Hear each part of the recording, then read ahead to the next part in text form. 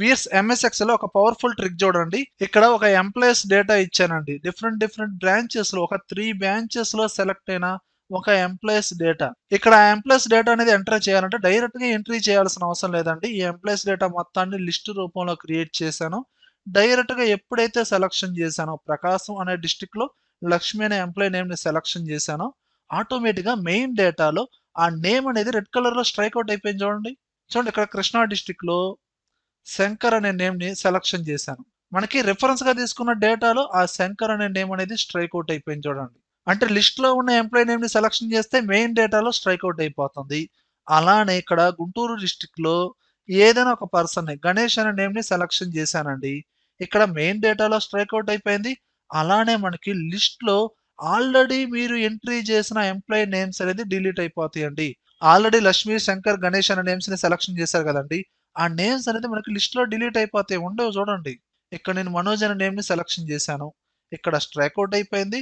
అలానే ఇప్పుడు నేను వేరొక లిస్ట్ చెక్ చేస్తే ఇక్కడ మనోజ్ అనే నేమ్ ఉండదండి. ఓకేనా? అంటే ఇక్కడ ఏం జరుగుతుందండి? సెలెక్ట్ చేసిన ఎంప్లాయీ నేమ్స్ అనేది లిస్ట్ లో ఆటోమేటిక్ గా డిలీట్ అవుతున్నాయండి. సెలెక్ట్ చేసిన ఎంప్లాయీ నేమ్స్ అనేది రిఫరెన్స్ గా తీసుకున్న డేటాలో రెడ్ కలర్ లో స్ట్రైక్ అవుట్ అయిపోతున్నాయి. మనకు కావాల్సిన ఫార్మేట్ లో హైలైట్ అవుతున్నాయి. ఇది ఎలా చేయాలి? ఎలాంటి ఫార్ములాస్ అప్లై చేసామంటే దీనికి ఫిల్టరు, కౌంటిఫ్ ఈ 2 ఫార్ములాస్ యూజ్ చేసామండి. ఈ 2 ఫార్ములాస్ ఎలా అప్లై చేయాలి, అసలు ఈ ప్రాసెస్ అనేది ఎలా చేయాలో స్టెప్ బై స్టెప్ ఇప్పుడు చూద్దాం.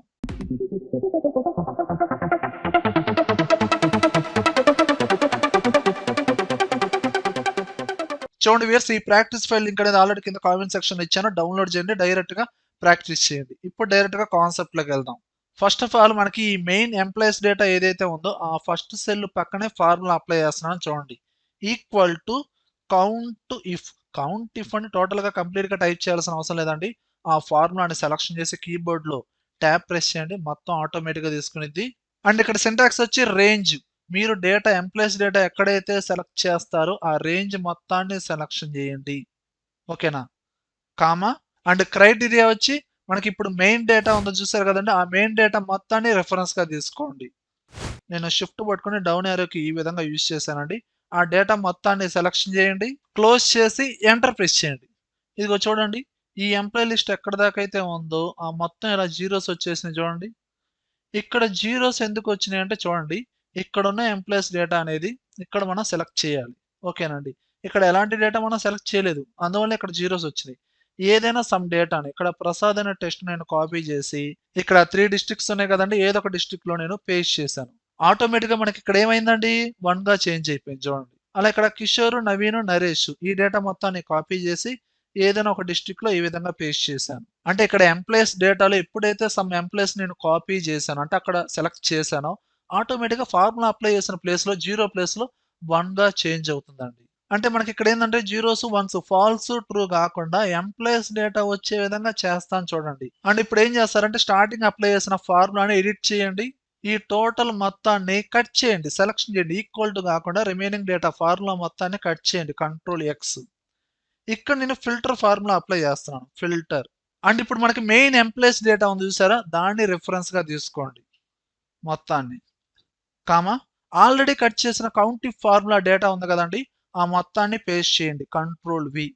ఈక్వల్ టు 0, క్లోజ్ చేయండి. ఇక్కడ 0 ఎందుకు ఇచ్చామంటే ఇక్కడ జీరోస్ ఉన్న ఎంప్లాయీస్ డేటా అనేది డిస్ప్లే అవ్వాలండి, దానికోసం నేను 0 ఇచ్చానండి. ఇప్పుడు ఎంటర్ ప్రెస్ చేయండి.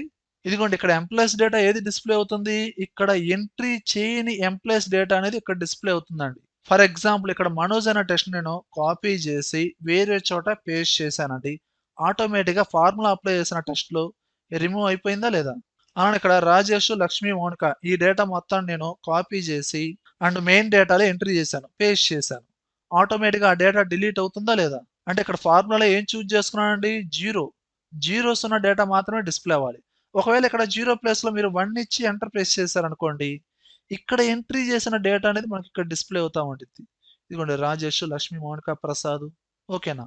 ఇక్కడ నేను 0ని తీసుకున్నాను, ఎంటర్ ప్రెస్ చేశాను. అండ్ ఇక్కడ ఎంప్లాయీస్ డేటా మొత్తాన్ని డిలీట్ చేశానండి, ఎంట్రీ చేసింది. ఆటోమేటిక్గా ఎంప్లాయీ లిస్ట్ మొత్తం టోటల్ గా డిస్ప్లే అవుతుంది చూడండి. కానీ మనకి ఇక్కడ ఎలా ఎంటర్ చేయాలనుకుంటున్నామండి, ఇక్కడున్న ఎంప్లాయీ లిస్ట్ మొత్తం ఒక డ్రాప్ డౌన్ లిస్ట్ లాగా క్రియేట్ అవ్వాలి. అలా క్రియేట్ చేయాలంటే ఇక్కడున్న ఈ సెల్స్ మొత్తాన్ని సెలక్షన్ చేయండి, డేటా ట్యాబ్లోకి వెళ్ళండి, డేటా వ్యాలిడేషన్లోకి వెళ్ళండి. ఎలో ఎనీ వాల్యూ కాకుండా లిస్ట్ని సెలక్షన్ చేయండి. సోర్స్ అనేది ఫార్ములా అప్లై చేసిన ఫస్ట్ సెల్ని రిఫరెన్స్గా తీసుకోండి. ఓకేనా? హ్యాష్ సింబల్ ఇవ్వండి. ఓకే ప్రెస్ చేయండి. ఇప్పుడు ప్రతి సెల్లో మనకి ఇక్కడ మెయిన్ డేటాలో ఎంప్లాయీ లిస్ట్ ఏదైతే ఉందో అది మొత్తం యాడ్ అవుతుంది చూడండి. ఓకేనా? జస్ట్ ఎంప్లాయీ డేటా అనేది యాడ్ అవుతుందండి. ఎప్పుడైతే సెలక్షన్ చేశానో ఆటోమేటిక్గా మనకి ఏమవుతుంది, ఇక్కడున్న ఎంప్లాయీస్ డేటాలో హైడ్ అయిపోతుందండి. ఏ ఎంప్లాయీ నేమ్ అయితే సెలక్షన్ చేశానో, వినయ్ సెలక్షన్ చేశానో ఆటోమేటిక్గా ఆ నేమ్ అనేది డిలీట్ అయిపోతుంది. ఓకేనా? మూర్తి, ఇదిగోండి ఆ నేమ్ అనేది డిలీట్ అవుతుంది. అంటే ప్రీవియస్గా ఏం చేసామండి, ఇక్కడున్న డేటాని కాపీ చేసి ఇక్కడ పేస్ట్ చేస్తే ఇక్కడ డేటా అనేది రిఫ్లెక్ట్ అవుతుందండి, అంటే అప్డేట్ అవుతుంది. ఇప్పుడు మనం ఇక్కడ ఒక లిస్ట్ లాగా క్రియేట్ చేసామండి. ఈ లిస్ట్ లో ఉన్న ఎంప్లాయీస్ డేటా అనేది సెలక్షన్ చేస్తే ఆటోమేటిక్ గా ఫార్ములా అప్లై చేసిన డేటా అనేది అప్డేట్ అవుతుందండి. ఇక్కడ అప్డేట్ అవడం కాదండి కావాల్సింది, ఇక్కడ ఎంప్లాయీ నేమ్ ఏదైతే సెలక్షన్ చేశానో ఇక్కడ at the same time list లో ఆటోమేటిక్ గా ఎంప్లాయీస్ డేటా అనేది డిలీట్ అవుతుంది. అలానే ఇక్కడ మెయిన్ డేటాలో మనకి ఆ నేమ్ అనేది స్ట్రైక్ అవుట్ అయిపోవాలి, రెడ్ కలర్ లో స్ట్రైక్ అవుట్ అయిపోవాలి. అలా రావాలంటే కండిషనల్ ఫార్మాటింగ్ అనేది అప్లై చేయాలండి. మీరు దేనికైతే ఫార్మాట్ అనేది అప్లై చేయాలనుకుంటున్నారో ఆ డేటా మొత్తాన్ని సెలక్షన్ చేయండి. హోమ్ ట్యాబ్లోకి వెళ్ళండి, కండిషనల్ ఫార్మాటింగ్లోకి వెళ్ళండి. ఇక్కడ న్యూ రూల్ ఈ ఆప్షన్ క్లిక్ చేయండి. ఇక్కడ last option use a formula to determine ఈ ఆప్షన్ సెలక్షన్ చేయండి.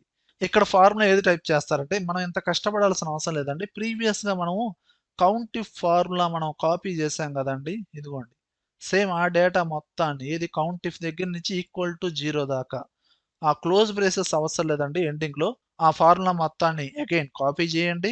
సేమ్ కండిషనల్ ఫార్మాటింగ్ అప్లై చేద్దాం అనుకున్న ఎంప్లాయీస్ డేటా మొత్తాన్ని సెలక్షన్ చేయండి. హోమ్ ట్యాబ్ లోకి వెళ్ళండి, కండిషనల్ ఫార్మాటింగ్ లోకి వెళ్ళండి, new rule use a formula to determine ఇక్కడ ఫార్ములా అప్లై చేయండి. Equal to if open braces already copy చేసిన ఆ ఫార్ములా మొత్తాన్ని పేస్ట్ చేయండి. అండ్ ఇక్కడ గమనించండి, మనకి కౌంట్ ఇఫ్ లో మనం డిస్ట్రిక్ట్స్ లో ఉన్న సెల్స్ ని రిఫరెన్స్ గా తీసుకున్నాం కదండి, ఆ సెల్స్ ని ఫ్రీజ్ చేయండి సెలక్షన్ చేసి F4. అలానే మెయిన్ డేటాను కూడా రిఫరెన్స్ గా తీసుకున్నాం కదండి, అందులో పర్టికులర్ గా కాలమ్స్ వాటికి ఫ్రీజ్ చేయండి. అంటే ఎలా సెలక్షన్ చేస్తారు, ఆ రేంజ్ ని సెలక్షన్ చేసి కీబోర్డ్ లో F4 క్లిక్ చేయండి. ఇక్కడ కాలమ్స్ రోస్ మొత్తం ఫ్రీజ్ అయినాయి, అగైన్ F4 క్లిక్ చేయండి. ఇక్కడ రోస్ ఒక్కటే ఫ్రీజ్ అయింది, మళ్ళీ అగైన్ F4. ఇప్పుడు చూడండి పర్టికులర్ గా కాలం నేమ్ ముందే డాలర్ సింబల్ రావాలండి. ఓకేనా? ఇక్కడ 0 కాదండి 1 ఇవ్వండి. అంటే మీరు ఇక్కడ సెలెక్ట్ చేసిన డేటా అంటే లిస్ట్ లో ఏ నేమ్ అయితే సెలక్షన్ చేస్తారో ఆ నేమ్ అనేది ఇక్కడ మీకు కావాల్సిన ఫార్మాట్ లో హైలైట్ అవ్వాలి. ఓకేనా? సో ఇక్కడ నేను 1 ఇచ్చాను, comma true comma false close చేయండి. అండ్ ఏ కలర్ తో హైలైట్ అవ్వాలో ఆ ఫార్మాట్ ని చూజ్ చేసుకోండి. ఫార్మాట్ అనే బటన్ క్లిక్ చేయండి. ఫాంట్ అనే ట్యాబ్ లో స్ట్రైక్ త్రూ ఈ చెక్ బాక్స్ ని సెలక్షన్ చేయండి. కలర్ వచ్చి రెడ్ కలర్, బోల్డ్ అప్లై చేయండి. ఓకే ప్రెస్ చేయండి. ఓకే, ఇదిగోండి ఆల్రెడీ ఒక 5 ఎంప్లాయీస్ డేటా ఎంట్రీ చేశారు కాబట్టి ఇక్కడ ఆ నేమ్స్ అనేది స్ట్రైక్ అవుట్ అయిపోయినాయి. ఇక్కడ ఎంప్లాయీస్ డేటా అనేది రిమూవ్ చేశానండి, మళ్ళీ నార్మల్ గా ఉన్నాయి. అండ్ ఫార్ములా అప్లై చేసిన ఆ కాలం ని హైడ్ చేసుకోండి, అది అవసరం లేదు, రైట్ క్లిక్ ఇచ్చి హైడ్ చేశాను. ఓకేనా? ఇప్పుడు చూడండి ఇక్కడ ఏదైనా ఒక ఎంప్లాయీ నేమ్ ని ప్రకాశం డిస్ట్రిక్ట్ లో మూర్తి అనే పర్సన్ సెలెక్ట్ అయ్యాడు, ఆ నేమ్ ని సెలక్షన్ చేశాను. ఆటోమేటిక్ గా మెయిన్ డేటాలో స్ట్రైక్ అవుట్ అయిపోయింది. శంకర్, ప్రసాద్, అండ్ మనకి లిస్ట్ లో కూడా ఆ నేమ్ అనేది డిలీట్ అయిపోతుందండి. అండ్ మెయిన్ డేటాలో కూడా నేమ్ అనేది హైలైట్ అవుతుందండి.